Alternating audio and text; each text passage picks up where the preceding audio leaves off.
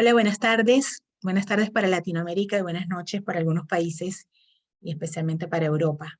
Bienvenidos al Aula de Derecho Latinoamericano CENLAE, espacio para la disertación jurídica sobre temas de interés para la región latinoamericana. Les saluda Mayvi Rondón y les doy la más cordial bienvenida al ciclo de conferencias sobre arbitraje comercial que hoy llega a su sexta edición.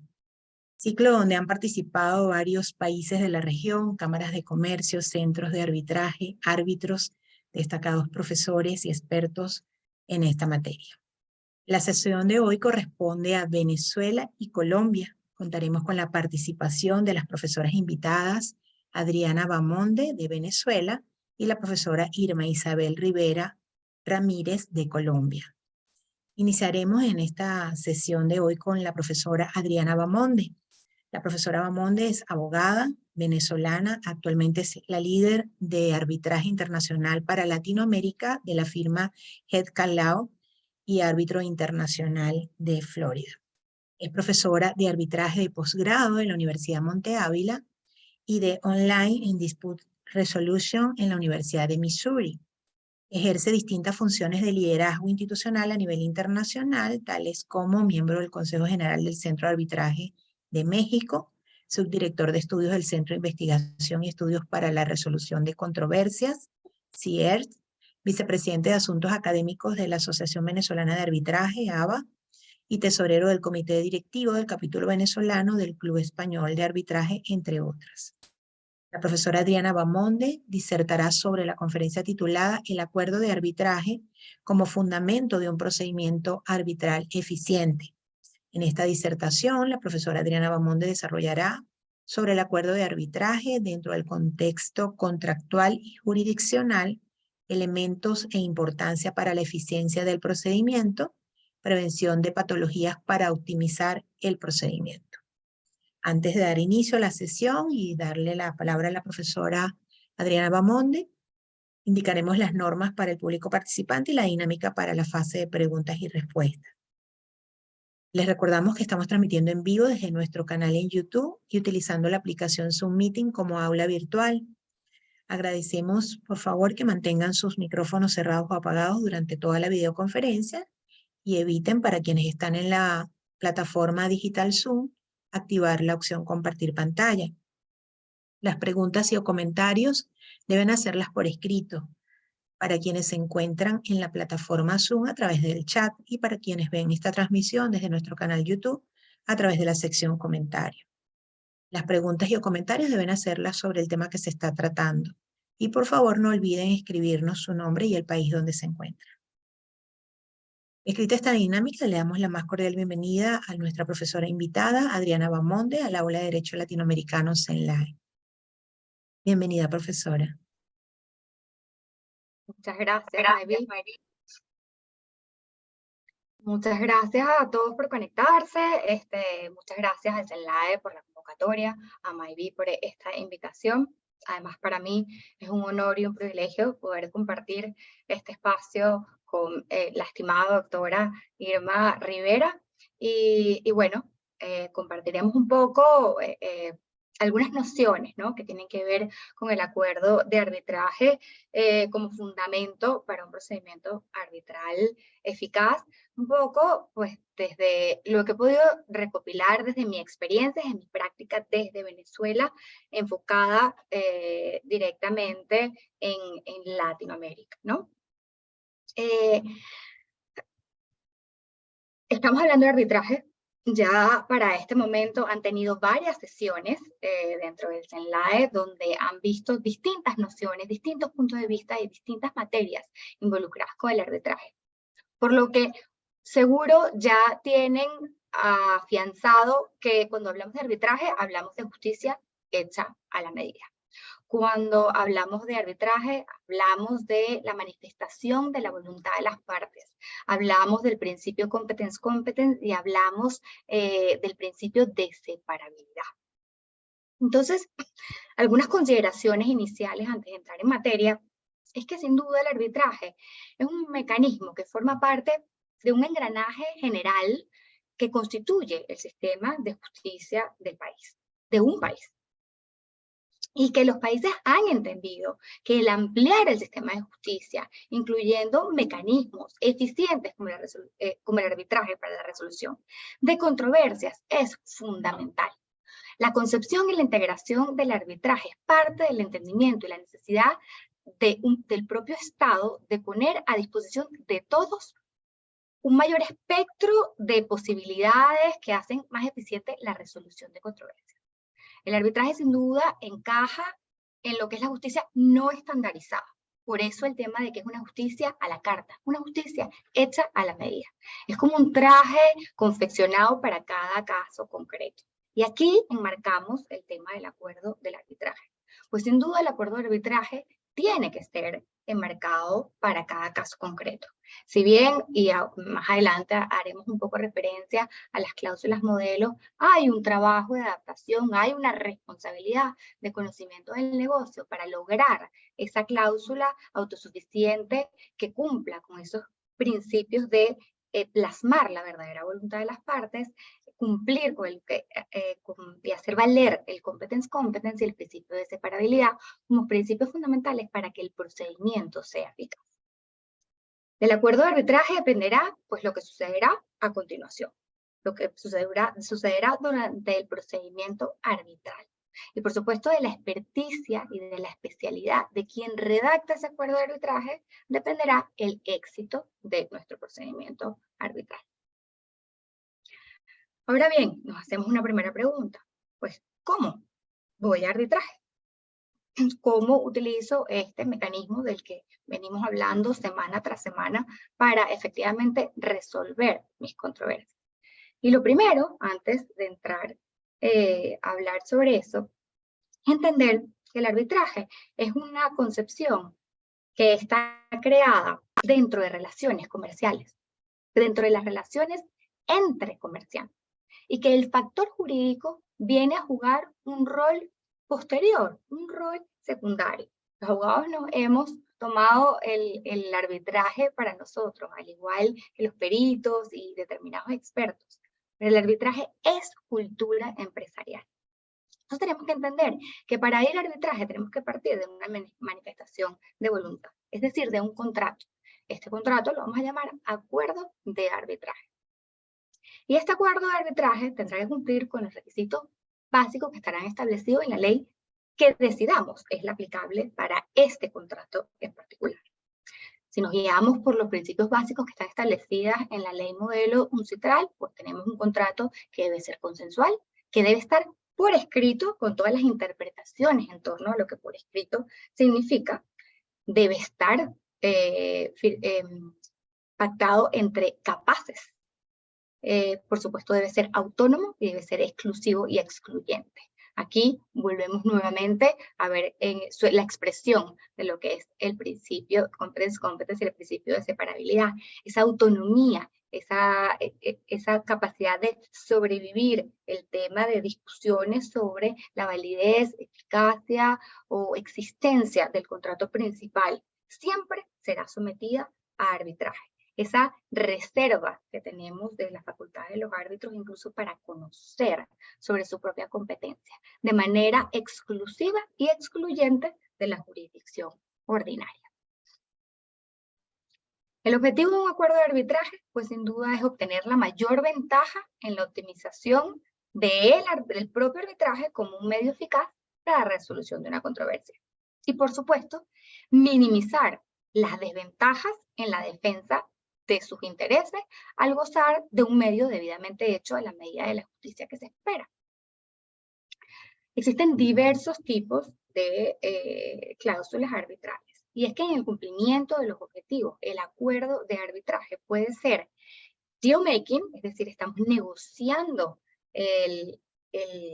la relación que estamos tratando de construir, ese contrato, esas obligaciones entre las partes, estamos construyendo el negocio y por supuesto tenemos una parte de resolución de controversias, o puede ser en esa estrategia que estamos construyendo, pues por supuesto anticiparnos a un posible incumplimiento dentro de las cláusulas, de las obligaciones que estamos pactando en ese contrato, o puede incluso ser parte de una negociación dentro de la propia controversia.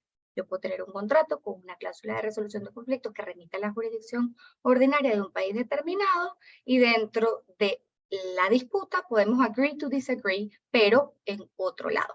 Podemos estar de acuerdo en que en lugar de ir a la jurisdicción ordinaria, vamos a arbitraje, modificar, hacer un contrato que nos dé esa puerta de entrada. Porque eso es un acuerdo de arbitraje, es la puerta de entrada a un procedimiento. Lo que vamos es a garantizar esa efectividad, esa eficacia dentro del procedimiento que garantice un resultado, que tenga ejecutiva y ejecutoria, que es nuestro lado de arbitraje.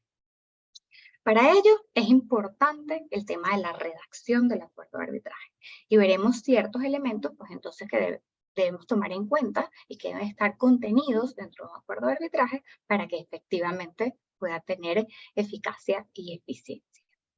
Primero que nada tenemos unos datos básicos en torno al acuerdo de arbitraje y por supuesto es conocer el negocio. Conocer quiénes son las partes.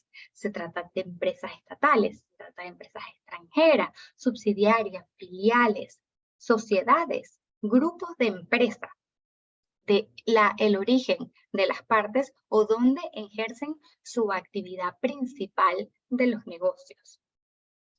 Se trata de un acuerdo de socios, ¿cuál es el tipo de contrato al que nos estamos enfrentando? ¿Cuál es la actividad comercial, mercantil o de cualquier otra naturaleza en la que nos estamos enfrentando para incluir este acuerdo de arbitraje? Se trata de propiedad intelectual, se trata de una venta, se trata de un contrato de obra. ¿Cuál es la extensión de la complejidad del asunto? Por supuesto, ¿cuánto pretendemos que dure la relación? Si esto es a largo plazo, si esto es una multiplicidad de contratos, si esto es una relación puntual para un caso concreto, un contrato específico. ¿Existen otros negocios? ¿Existen otros acuerdos? ¿Hay contratos entrelazados? ¿Por qué? Porque es importante que nos anticipemos a lo que viene en la disputa. Entonces, por supuesto, retomamos el tema de en qué país se van a ejecutar las obligaciones y en el caso de un posible conflicto, en qué país podré ejecutar ese posible laudo. Luego hay otras consideraciones que pueden ser un poco más de forma. Por ejemplo, el idioma, y por esto no menos relevante, el idioma es fundamental. Yo recuerdo haber tenido un caso donde habían dos contratos, uno en español y uno en inglés, y la disputa es que no se estableció cuál versión debía prevalecer al momento de una controversia. Y había un error en la traducción, donde la interpretación de una cláusula en particular era distinta si la leíamos en inglés o la leíamos en español. Entonces, esto origina un problema. Recordemos que una de las características claves que debe tener un acuerdo de arbitraje es que esta no debe ser una piedra de tranca adicional para el procedimiento arbitral. Ya vamos a una disputa. No vayamos también a tener que defender la propia jurisdicción donde estamos. Y de ahí la importancia de la eficacia de un acuerdo de arbitraje. ¿Qué temas adicionales tendríamos que tomar en cuenta? ¿Qué pasa al momento de ejecutar ese laudo? De tener la validez de ese procedimiento arbitral, de entender la prevalencia de ese acuerdo de arbitraje por encima de otra jurisdicción, que tenemos que analizar a los juzgados ante los que pudiera presentarse una posible nulidad que tenga que estar relacionada, bien sea con la arbitrabilidad de la reclamación o la validez de la propia cláusula. Hay un reconocimiento, hay una cultura arbitral, hay un reconocimiento del arbitraje dentro del sistema de justicia. Es una jurisdicción arbitration friendly, hay multiplicidad de instancias, hay transparencia, hay separación cuando se trata de casos donde esté involucrado el Estado, incluso temas de corrupción son temas a valorar en el caso de que queramos insertar un acuerdo de arbitraje que están propiamente relacionados con el propio contrato y con la relación comercial que estamos tratando de construir. Hay un exsecretario de la ICC que estableció que hay 4 funciones principales que deben servir a una cláusula de arbitraje eficaz. Y es que las partes tengan capacidad, es decir, la posibilidad de vincular a las partes efectivamente sin que existan vicios en esa manifestación de la voluntad. excluir la intervención de la jurisdicción ordinaria antes de que sea emitido el laudo definitivo, darle poder a los árbitros y establecer las reglas claras. ¿Ok? ¿Cuál es el procedimiento que permite dirimir las diferencias de manera eficaz? Y cuando hablamos de la número 1, el tema de la capacidad, pues entonces tenemos que entender si estamos en presencia de personas naturales, de personas jurídicas, de empresas o entidades vinculadas al Estado, para saber quién entonces, o en nombre de quién, se va a hacer ese pacto. Quién va a manifestar válidamente esa voluntad dentro del contrato y propiamente dentro del acuerdo de arbitraje. La exclusión de la intervención del Estado es justamente por esa reserva que hacemos de las facultades que tiene el tribunal arbitral para pronunciarse sobre todo lo que está relacionado con el procedimiento arbitral. Esto no quiere decir que la jurisdicción ordinaria y el arbitraje funcionan de manera disociada. Por el contrario, funcionan de manera colaborativa. Y por eso al principio yo les hablaba de un engranaje del sistema de justicia de un Estado, donde lo que se hace es ampliar ese sistema de justicia para incluir e insertar el arbitraje como un mecanismo eficiente también de resolución de controversias. Entonces, las actividades de colaboración del Estado tienen que estar limitadas a determinados puntos específicos dentro del procedimiento arbitral, llámese ejecución de medidas compulsivas, medidas cautelares o algún tema de evacuación de algún tipo de prueba específica. En cuanto a darle poder a los árbitros, pues estamos en presencia de esas facultades que a través del acuerdo de arbitraje las partes manifiestan al delimitar cuáles van a ser las funciones que tendrán el árbitro, aquello sobre lo que decidirán finalmente en el laudo arbitral. Tenemos cláusulas amplias, cláusulas restrictivas, tenemos 1 o 3 árbitros con cualidad de decidir con base en derecho o con base en equidad. ¿Cuáles son la posibilidad que establecen sobre dictar o no medidas cautelares, entre otras muchas que pudiéramos enumerar, ¿no? Es delimitar hasta las facultades que tienen los árbitros para poder cumplir con esa función delegada que se hace a través del contrato, que es el acuerdo de arbitraje. Y por supuesto, las reglas claras. Cuando hablamos de reglas claras, estamos refiriéndonos a la determinación de la ley de fondo, de la lex arbitri, y por supuesto es las reglas de procedimiento. Es decir, nos estamos sometiendo a un arbitraje institucional o nos estamos sometiendo a un arbitraje independiente. Nos estamos sometiendo a un reglamento ya con unas reglas y una institución con ciertas características, estructuras y condiciones, o nosotros pactamos nuestras propias reglas dentro de ese acuerdo, o nos referimos a reglamentos sobre arbitraje independiente, por ejemplo, como el que pueda tener la Asociación Venezolana de Arbitraje. En resumen, la eficiencia de un acuerdo de arbitraje consta de 3 puntos clave. La determinación del alcance y la naturaleza de la cláusula, la determinación de reglas claras y, por supuesto, la garantía del efecto de resultado. Un procedimiento arbitral claro, transparente, adecuado a la manifestación de la voluntad de las partes, garantiza un laudo ejecutiva y ejecutoria. Entonces, cuando nos referimos a ese alcance, pudiéramos ser un poco más específicos con respecto a eso que conversábamos de la voluntad de las partes. ¿Qué pasa cuando hay un choque entre la voluntad de las partes y la ley aplicable? ¿Qué pasa con el principio de competencia y la separabilidad, las reglas claras, la utilidad y por supuesto la utilidad de la cláusula modelo en este tipo de asuntos, ¿ok? Entonces, juegan muchos elementos que debemos tomar en cuenta para que sea transparente.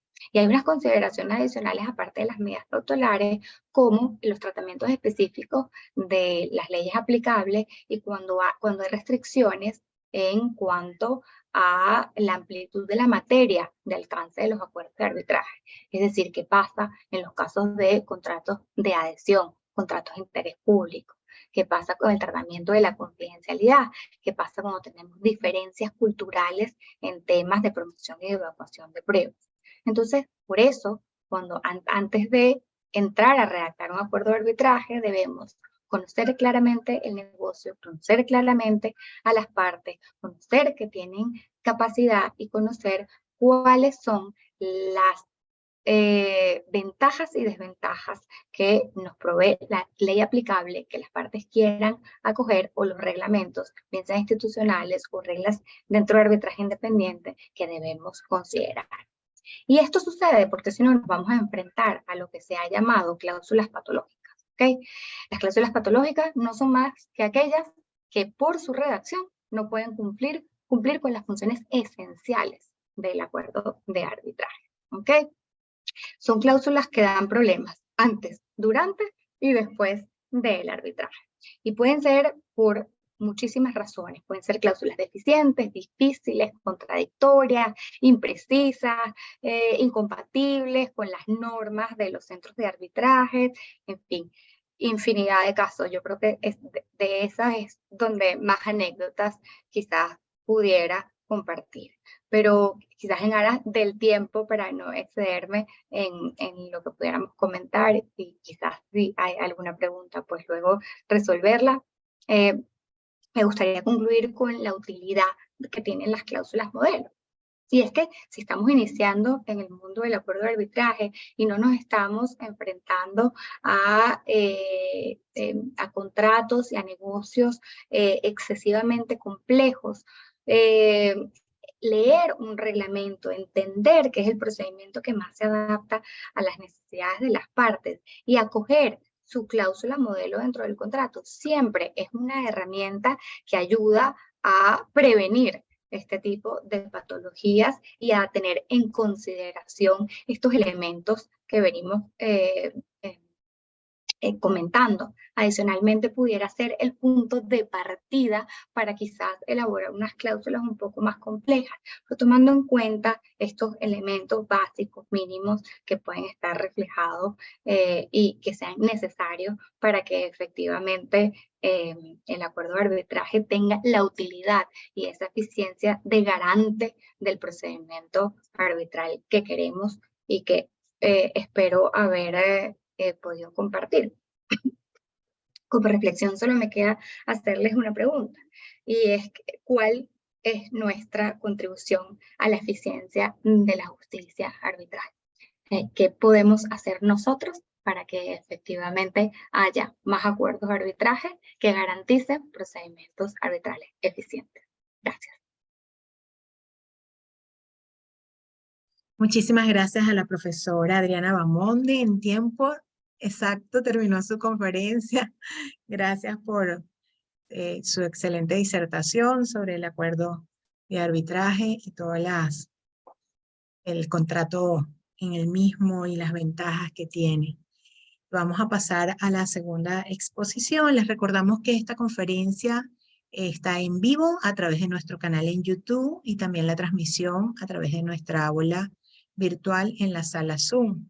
Sus preguntas y o comentarios la pueden hacer por escrito en el chat para quienes están en la sala Zoom y en YouTube en la sección comentarios para quienes ven la transmisión desde esa plataforma digital. Nuestra siguiente invitada es la profesora Irma Rivera. A continuación le damos la bienvenida a la profesora Irma Isabel Rivera Ramírez de Colombia, quien disertará sobre la conferencia titulada Doble Heading o Doble Sombrero en el Arbitraje. La profesora Irma Rivera es socia de Brigar Urrutia Abogados en Colombia, es líder del equipo de litigios, arbitraje e insolvencia y del equipo de seguros y reaseguros. Está a cargo del programa de valor compartido y es parte del comité de diversidad de la firma. Con más de 25 años de experiencia, ha asesorado a clientes nacionales y extranjeros en complejos y reconocidos litigios arbitrales. Es árbitro y docente en programas de posgrado y pregrado de diversas universidades. Es miembro de Woman Way in Arbitration, mentora del Club Español de Arbitraje Sea Mujeres, Arbitral Woman. Es miembro del Comité Colombiano de Arbitraje, miembro de la Asociación Latinoamericana de Arbitraje y miembro de la Junta Asesora del Jamaica International Arbitration Center, entre otras organizaciones. Le damos la más cordial bienvenida a nuestra profesora Irma Isabel Rivera Ramírez al Aula de Derecho Latinoamericano CENLAE. Bienvenida, profesora, y un especial agradecimiento por estar con nosotros, porque sabemos que ha estado con algunos problemitas de salud que ya están resueltos, gracias a Dios, y aquí la tenemos con nosotros. Bienvenida. Muchas gracias de verdad por la invitación y agradezco a todos los que nos acompañan en esta conferencia. Para mí es un honor tener la oportunidad de compartir con ustedes algunas ideas relacionadas con un tema actual en el arbitraje y es el tema del doble sombrero. También estoy muy contenta por tener la posibilidad de compartir este espacio con colegas tan apreciadas y tan respetadas. Vamos a iniciar entonces con la charla. La propuesta de conversación o de trabajo para estos minutos que tenemos, quisiera compartírselas. En primer lugar, quiero darles un breve contexto general sobre lo que se ha entendido como el doble sombrero y la relación que tiene esa figura con un principio fundamental en el arbitraje, que es la transparencia. En segundo lugar, vamos a revisar algunas de las principales posiciones que han surgido a través, digamos, de la doctrina, y no solamente de la doctrina, sino de algunos operadores de arbitraje frente a ese doble sombrero. Hablaremos un poco de algunos códigos de ética o de conducta que se están planteando para regular la forma en que cualquier, digamos, problema relacionado con el doble sombrero pueda generarse y cómo lo podemos mitigar. Y finalmente, también mencionaremos algunas aproximaciones de regulación al doble sombrero. El primer punto que creo que es interesante es ubicarnos un poco en la figura, que ha sido entendido como el doble sombrero en arbitraje internacional, que también ha llegado a algunas regulaciones de nuestros países en arbitraje nacional. Para algunos, el doble sombrero puede constituir una amenaza al arbitraje porque podría afectar la transparencia de este método alterno de resolución de controversias. Pero vamos y entremos un poco en materia. ¿Qué se ha entendido como el doble sombrero? Creo que es importante que tengamos en cuenta que este concepto del doble sombrero se ha hecho cada vez más presente y ha surgido con más fuerza simplemente por el desarrollo de nuestra profesión legal. El derecho acaba reflejando las situaciones sociales y económicas que se presentan en el mundo, y hoy con la globalización y el aumento del intercambio de bienes y servicios, también han surgido muchas más controversias que requieren soluciones, y como consecuencia del aumento de esas controversias y la necesidad de esas soluciones, se hace también necesario que existan más profesionales del derecho vinculados a esos trámites. Hay conflictos y al haber conflictos va a necesitarse que existan más abogados vinculados a esos mecanismos de resolución de controversias, especialmente en el arbitraje. Y esos profesionales del derecho pueden actuar de diferentes maneras. Pueden ser árbitros, pueden actuar como apoderados de parte, pero adicionalmente podrían actuar como expertos. Ahora, como hay una necesidad y una mayor participación de profesionales en derecho, se ha vuelto también cada vez más común encontrar abogados que representan a una parte en una disputa ante una institución arbitral y que a su vez son árbitros en controversias que administra una misma institución. A este fenómeno, digamos en términos generales, y cuando se actúa en uno o más roles, se le ha conocido como el del doble sombrero. Es decir, yo actúo de manera simultánea ante una institución con roles distintos. ¿Qué ha pasado en los últimos años? Que esta multiplicidad de roles también se ha empezado a dar cuando el profesional del derecho actúa como árbitro, como abogado de parte de manera simultánea o consecutiva en arbitrajes que pueden tener relaciones, que pueden compartir problemas jurídicos similares o que tengan algún tipo de vínculos, o en algunas ocasiones totalmente aislados, pero que están administrados bajo una misma institución. Este concepto además ha ido evolucionando y se ha empezado a hablar del doble sombrero no solamente como árbitros, como apoderados, sino también como testigos o expertos de parte en algunos trámites. Esta multiplicidad de roles que ha generado, pues ha llamado la atención de la comunidad arbitral, ha llamado la atención, por supuesto, de los operadores, ha llamado la atención de aquellos usuarios del arbitraje y ha empezado a generar algunas preocupaciones debido a que puede generar dudas de si esa figura puede afectar de alguna manera la transparencia, la independencia y la imparcialidad dentro del procedimiento arbitral. Porque si una misma persona tiene roles similares, no en el mismo trámite, pero sí ante la misma institución, ¿qué pasa con la forma en que va a actuar en procedimientos y en trámites hacia el futuro? Porque al final es la misma persona ubicándose en una posición distinta en un mismo método alterno de resolución de controversias como es el arbitraje.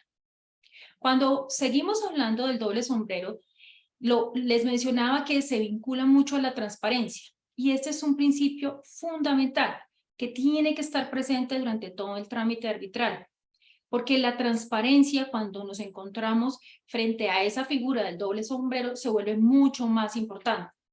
Gracias a este principio es que existe confianza, gracias a este principio es que se ha empezado a generar una mayor necesidad o nivel de control sobre las personas que tienen ese doble sombrero y el actuar de esas personas dentro del procedimiento arbitral.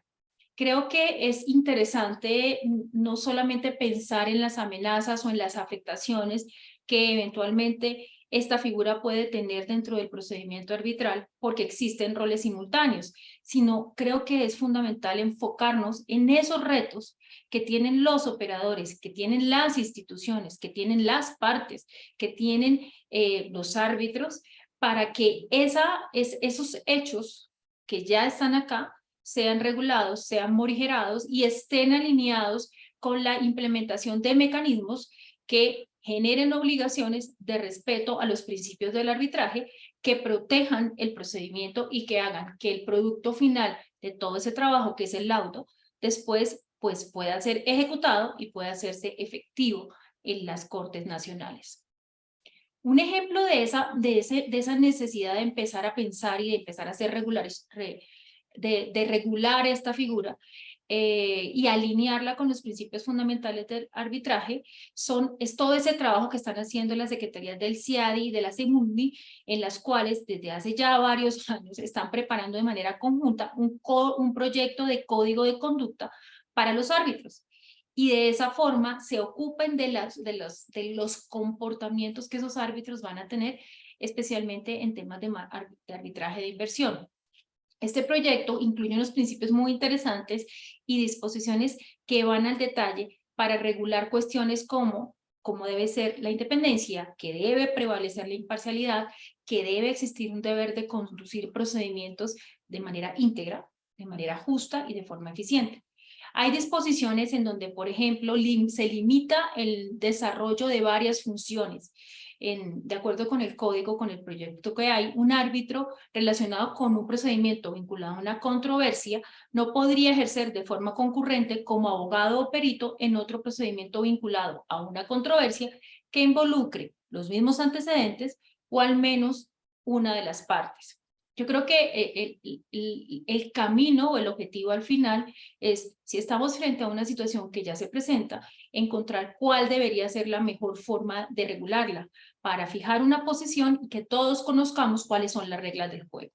Siguiendo a la segunda parte de esta charla, quisiera compartirles algunas posiciones que existen frente a ese doble sombrero. Vamos a encontrar que, como todo en lo que nosotros vivimos a lo largo de los años, podemos encontrar una posición, la posición A, que considera que el doble sombrero puede ser positivo. La posición B, que considera que el doble sombrero puede ser totalmente negativo para el arbitraje, y la que yo llamaría la teoría ecléptica, que mezcla un poco de las dos. Hablemos ahora de por qué se ha considerado que el doble sombrero puede ser positivo para la figura del arbitraje. Un principio fundamental cuando vamos a arbitraje es que se respete esa voluntad de las partes, no solo de acudir a la figura, sino tener la posibilidad de escoger quiénes van a ser sus árbitros, quiénes van a tomar la decisión. Si ese principio es fundamental para acudir a arbitraje, se debe proteger esa expresión de la voluntad y las partes deben del conjunto de profesionales que están disponibles para ser árbitros, tener la posibilidad de escoger quien quiera que sea su juez. Sin embargo, se debe permitir, si yo empiezo a cerrar la posibilidad de tener multiplicidad de roles, puedo estar cerrando la posibilidad de que profesionales que puedan ser árbitros no pueden ser designados simplemente porque han actuado como apoderado de parte o han actuado como peritos ante esa misma institución. Entonces, si no existe la limitación, es decir, que puedan existir dobles sombreros ante una misma institución, por supuesto, no en el mismo trámite, existen más alternativas en las designaciones y se respeta ese principio que regula el arbitraje y es la voluntad de las partes de regular cómo va a funcionar. Otra forma es, y ha sido entendido el doble sombrero como un mecanismo para aumentar la diversidad y la forma en que van a haber más árbitros disponibles, eliminando barreras de entrada al mundo del arbitraje. ¿Qué es interesante mirar de esta posición o de esa posición positiva? Que esa multiplicidad de roles permite, por ejemplo, a los que defienden esta posición, que árbitros jóvenes, que árbitros de diferentes regiones, que árbitros de diferentes edades, de diferentes géneros, de diferentes culturas jurídicas tengan un recorrido no tan largo como se ha tenido tradicionalmente, que puedan tener mayor experiencia, que puedan ser más conocidos en el medio, que puedan desarrollarse profesionalmente y que puedan, en la medida en que va avanzando su profesión, tener diferentes actividades que les permita estar presente en el mundo del arbitraje. Es como una puerta de entrada más amplia para que entren más profesionales y realmente exista un relevo profesional. Ahora hablemos de quienes consideran que el doble sombrero es negativo para el arbitraje. Y estas personas o estos colegas que defienden o que consideran que es una posición válida, consideran a su vez que de entrada, cuando existen diversidad de roles, cuando existen diversidad de sombreros, hay conflictos de intereses, porque se va consolidando la posibilidad de que yo tenga alguna inclinación a defender alguna tendencia jurídica que yo haya sostenido en el pasado, que me pueda haber influido por algo que yo ya dije o que ya consideré o que voy a decir en el futuro y que puedan existir interferencias relacionadas con el desempeño que yo voy a tener como árbitro. ¿Y cuál es el efecto? Se pone en riesgo el producto final de todo ese trabajo de tantos meses que es el laudo. Entonces, para esta línea de pensamiento, la existencia del doble sombrero es negativa porque de entrada ya nos encontramos en un conflicto de intereses. La segunda posición negativa o que considera que el doble sombrero no va alineado con los principios del arbitraje, establece que cuando se desenvuelven de manera simultánea los abogados como árbitros o como abogados, hay un factor fundamental que puede verse comprometido y es su imparcialidad e independencia, pilares fundamentales de la figura del árbitro. Y por ejemplo, podría, y ahí por favor es simplemente para discusión, buscar que se profieran decisiones en el día 1 que posiblemente van a serles útiles hacia el futuro cuando estén en un rol diferente, defendiendo o siendo apoderado de parte o actuando como árbitro en un trámite posterior. Y finalmente es interesante la tercera opción o la tercera posición frente a por qué el doble sombrero no es positivo para el arbitraje, se relaciona fundamentalmente con algo que cuando lo discutíamos se veía como positivo, y es que consideran que el doble sombrero ataca o restringe la posibilidad de diversidad, la posibilidad de inclusión, porque no hay suficientes labores que puedan estar disponibles para esos nuevos profesionales que quieren entrar al mundo del arbitraje y convertirse en las nuevas generaciones que trabajen en este mecanismo. ¿Por qué? Porque según esta posición hay una concentración de roles. Entonces, si una sola persona tiene, por ejemplo, 3 roles trabajando en materia arbitral en una institución o frente a un operador, eso limitará el acceso que puedan tener otros profesionales de empezar a trabajar en las mismas labores porque ya los cupos van a estar copados. Y finalmente la teoría ecléptica pues establece que no es que sea ni bueno ni malo, sino depende de la forma en que esté regulado, en los límites que se le impongan, en la visión que tenga el operador en la visión y el conocimiento que tengan los usuarios para establecer que los atributos y principios más relevantes del arbitraje de verdad estén protegidos, que las preocupaciones que se tengan sobre el desarrollo de los trámites y la forma en que quienes van a fallar actúen, pues puedan estar acotadas y pueda uno saber nuevamente cuáles van a ser las reglas del juego que regulen ese doble sombrero, que regulen la forma en que se va a actuar dentro de ese trámite y que la conducta de las partes esté acotada a lo que se espera y es deseable en el arbitraje. Es decir, se mantenga la transparencia y se mantenga la confianza en este mecanismo de resolución de controversias. Desde mi punto de vista personal, yo considero que sin transparencia y sin confianza, el arbitraje tiene serios problemas, porque los árbitros no son quienes naturalmente definen las controversias, son los jueces estatales, y por excepción se acude a ellos porque se tiene confianza en estos árbitros. Sigamos al tercer punto. Hablemos de la existencia o no de algunos códigos de conducta. El arbitraje como método privado de justicia, como ya lo estábamos conversando, se fundamenta en la justicia y en la confianza que las partes depositan a esos árbitros que han sido escogidas por ellas o a través del mecanismo que ellas han fijado, por lo que es indispensable que de manera adecuada se cumpla con los deberes de información y revelación. Esos deberes de información y de revelación dan sustento a ese principio general de transparencia. Y de esa forma, las partes van a estar tranquilas de que esa independencia y esa imparcialidad de los árbitros se va a ver salvaguardada durante todo este proceso, durante todo el trámite arbitral, y se evita que lleguemos a complejas situaciones que afecten nuevamente el producto final de todo el trámite, que es el laudo. Es común hoy en día cada vez más escuchar hablar de códigos de conducta y diferentes instituciones y administradoras de trámites arbitrales están buscando implementar diferentes compendios, estatutos que recojan la aplicación práctica de aquello que durante muchos años de trabajo se ha ido reflejando y que supla las necesidades que tienen los trámites y los usuarios, que los principios y valores que hacen que el arbitraje sea atractivo se mantengan y se respeten.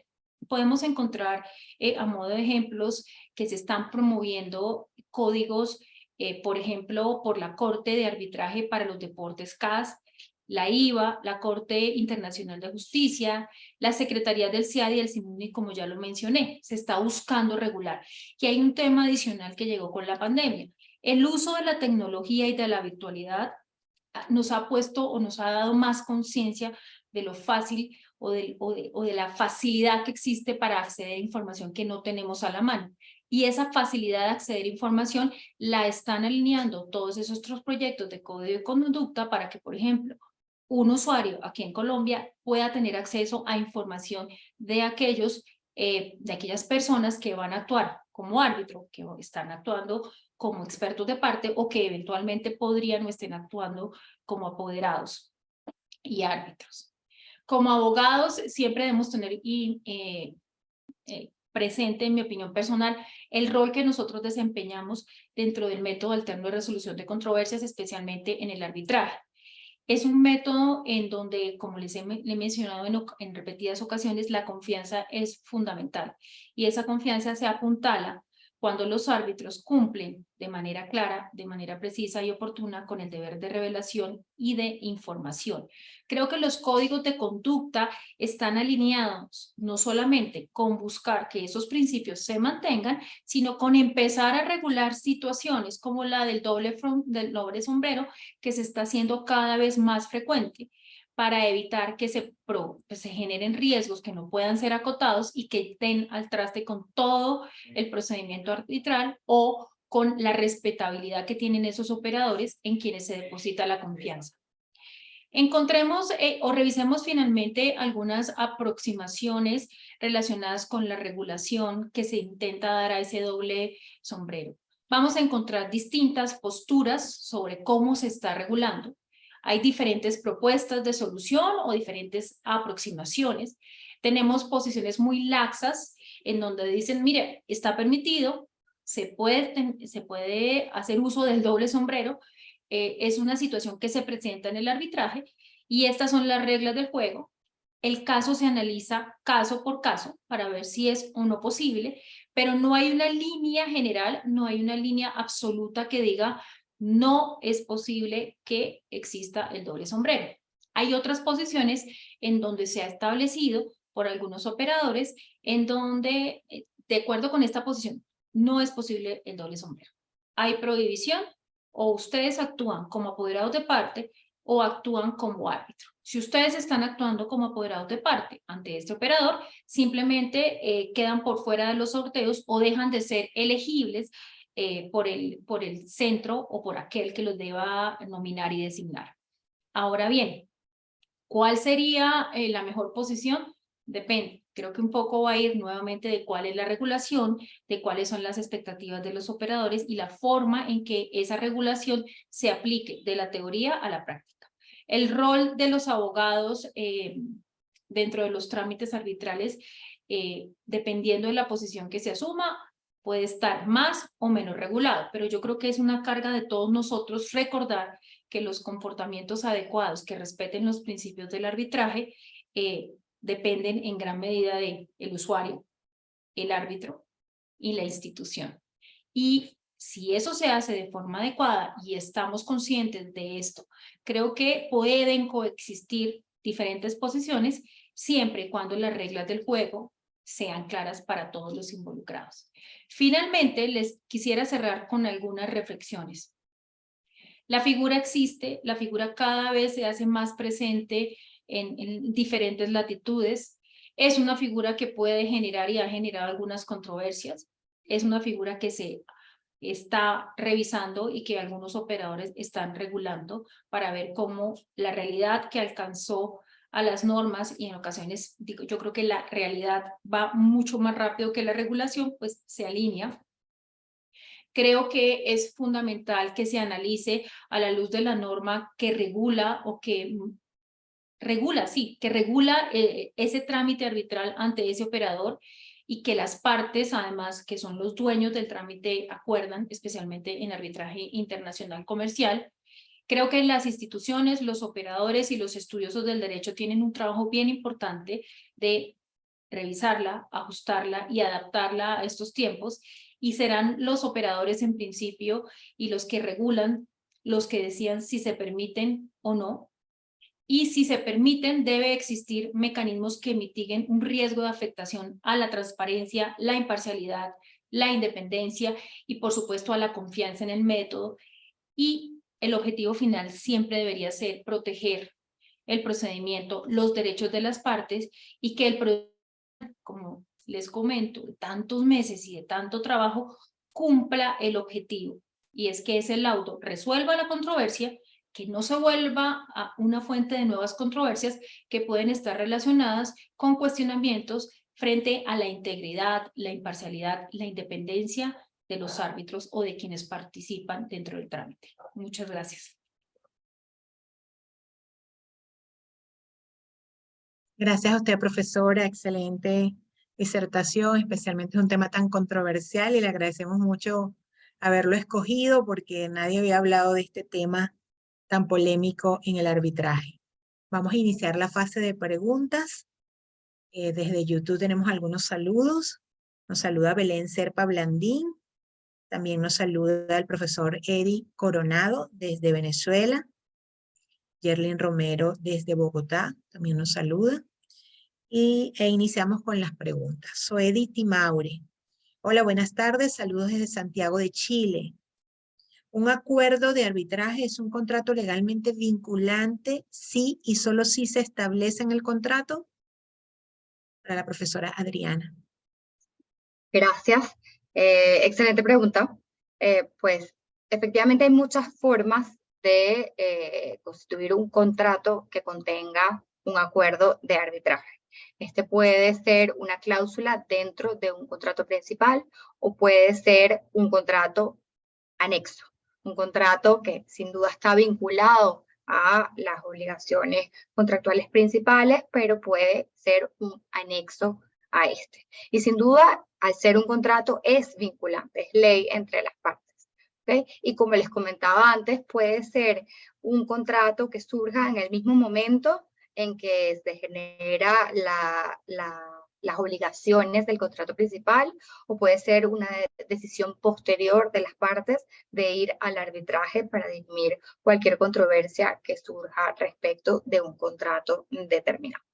De cualquier forma, y para responder brevemente la pregunta, efectivamente sí, es un contrato vinculante y puede tener forma de cláusula o de contrato anexo. Gracias, profesora. También para usted, Yerlin Romero pregunta, ¿existen algunas desventajas del acuerdo arbitral que nos pueda mencionar?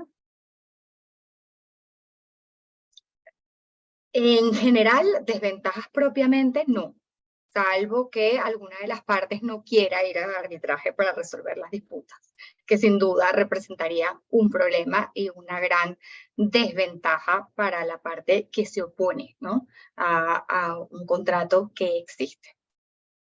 Ahora, cuando nos enfrentamos a un acuerdo, esto es en el caso de un contrato, de un acuerdo de arbitraje correctamente redactado, bien constituido. ¿Qué pasa cuando estamos en presencia de un acuerdo de arbitraje con patologías?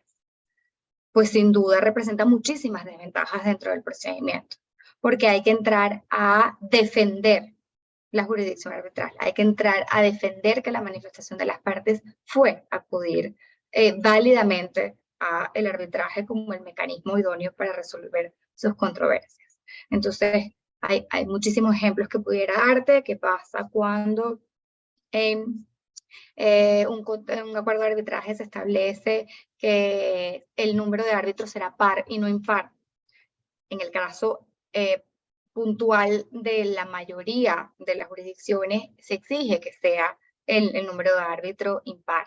Si no hay un reglamento, como sí lo existe, hay reglas generales para, en algunos centros de arbitraje que establecen que si el número de árbitro es par, prevalecerá la voluntad de, y hay unas normas específicas. Pero ¿qué pasa para la mayoría de los sistemas que establece que deben ser impar? Que esa cláusula representa una patología y un problema ante para tener que defender que es válidamente constituida el acuerdo de arbitraje.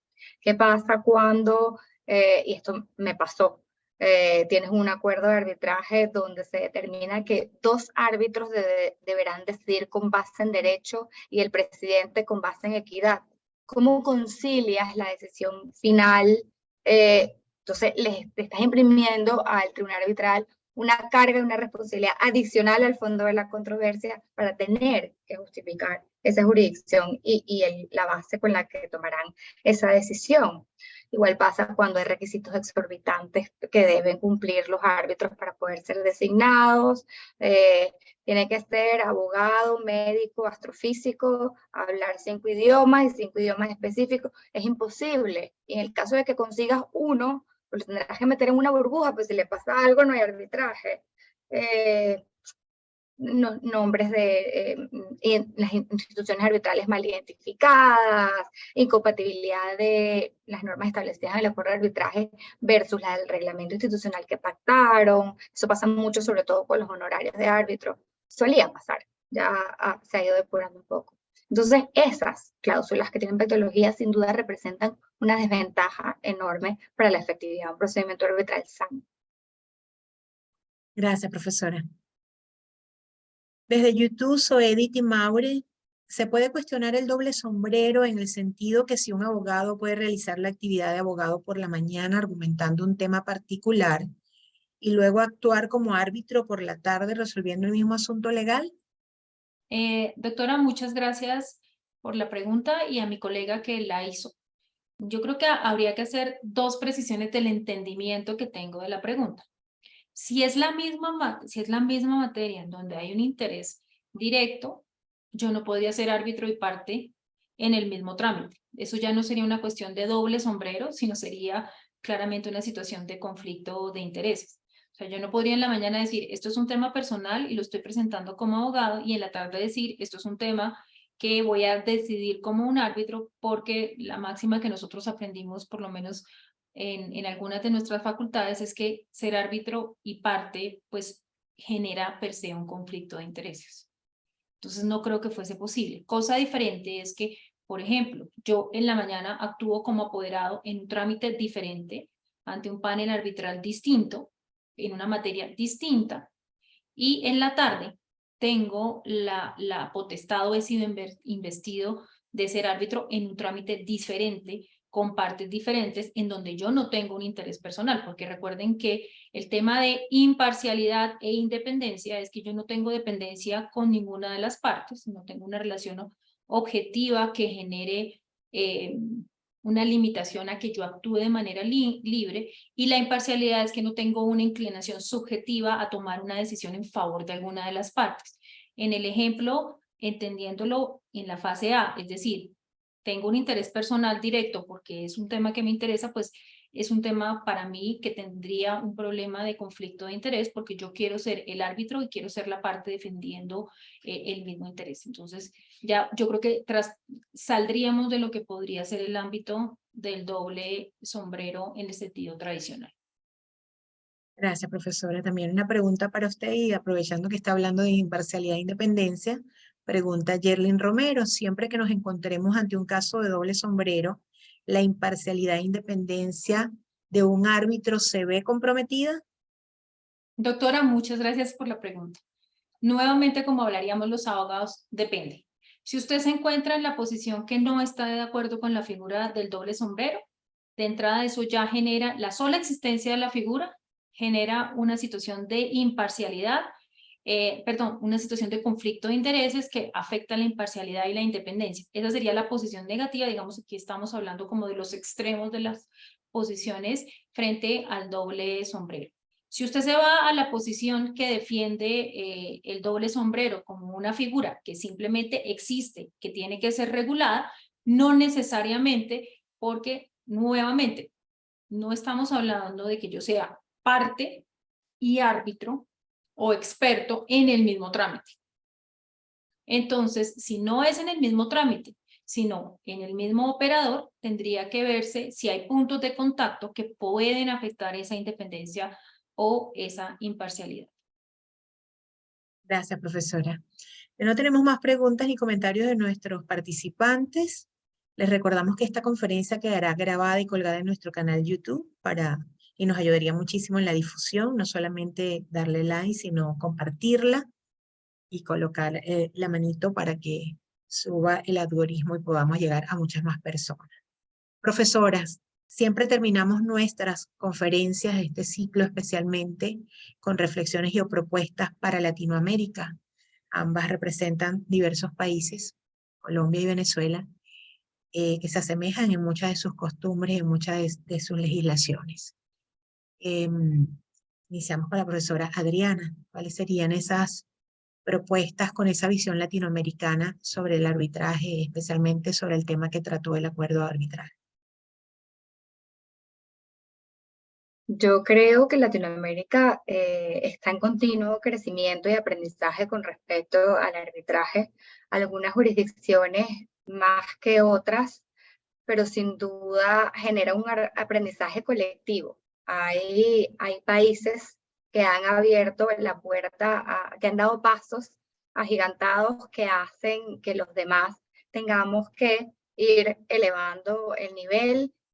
Yo creo que en Latinoamérica hay muchísimas oportunidades de visión, de construcción, de cultura arbitral y demás medios de resolución de conflictos distintos a la jurisdicción ordinaria. Yo soy una fiel creyente de la negociación, la mediación y por supuesto del arbitraje. Creo que vamos por buen camino, creo que hay maravillosas iniciativas colectivas de esfuerzos que se hacen de grandes expertos académicos que tienen verdaderos resultados prácticos, que es lo que verdaderamente se quiere, que a veces las ideas se quedan en papel, pero creo que Latinoamérica está haciendo ese gran esfuerzo por ver los resultados y creo que vamos a más. La reflexión que les haría es convertirse en multiplicadores de estas iniciativas, en partícipes y en corresponsables de la contribución para el crecimiento de estos mecanismos. Excelente, gracias, profesora. Profesora Irma. Doctora, muchas gracias por la reflexión final. Yo creo que debemos cada día ser más conscientes que Latinoamérica es un mercado gigantesco. Hay un intercambio de bienes, de servicios y de cultura importantísimo. Tenemos unos puntos de contacto que nos hacen muy cercanos y yo creo que en la medida en que hiciéramos un esfuerzo como Latinoamérica y como América, en donde pudiéramos encontrar claridad, uniformidad, coherencia y estabilidad en los diferentes sistemas de resolución de controversias, en este caso el arbitraje, eso haría que fuese mucho más fácil resolver las controversias que se van a seguir presentando, pues porque es parte de la vida, pero resolverlas de forma más expedita, más rápida y más efectiva. Y al final, ese producto de toda esa resolución de controversias, hablando específicamente del arbitraje, ese laudo pudiese circular de manera más fácil, apoyándonos fundamentalmente en las Cortes Nacionales. Desde mi punto de vista personal, el arbitraje en nuestros países es tan sólido y tan fuerte como ese trabajo que se hace de manera cercana con nuestras Cortes, porque necesitamos que esos laudos sean ejecutados, que sean más primero reconocidos y luego ejecutados, y se va a necesitar el apoyo. Para concluir, yo creo que deberíamos encontrar, y ojalá tuviera la fórmula mágica porque la compartiría inmediatamente, encontrar la forma de que tuviéramos un sistema coherente que nos permitiera solucionar las diferencias que se van presentando de manera eficaz y eficiente.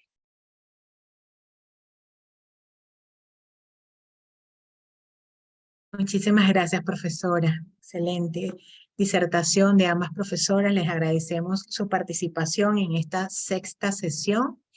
Les recordamos que la última sesión de esta primera fase termina el próximo miércoles 14 de junio y participarán el presidente de la Cámara de Comercio de Caracas, Leonardo Palacios, y también participará la directora del Centro de Arbitraje de Caracas, Euribel Canino.